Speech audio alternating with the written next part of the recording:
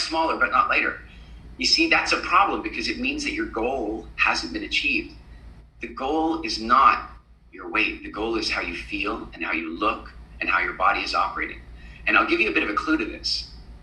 Muscle weighs a lot more than fat does.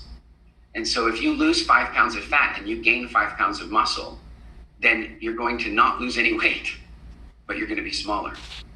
But you see, if you don't know that, then here's one of the problems. If you go to step on the scale and the number's not changing, you're going to get stressed out. Honest to goodness, how many of you occasionally get stressed out when you look at the scale? How many of you feel stress? Okay, really listen to me about this.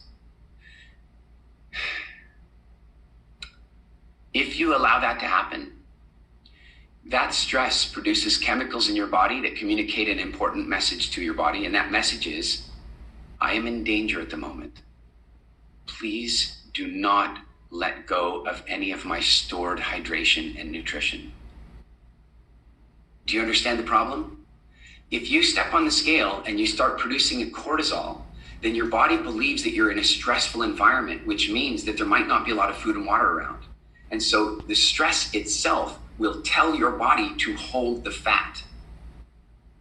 And so if you're one of the people that experiences stress when you stand on the scale, I'm going to ask you this. Don't ever do it. Unless we specifically ask you to at the beginning when you do your weigh-ins and that kind of stuff. The rest of the program, until we ask you to do it, don't bother. Just don't. If you can't do it, if you know that getting on it could result in you feeling stressed, don't bother. Does that make sense? I had a woman write to me, not to me, but she wrote publicly on Facebook.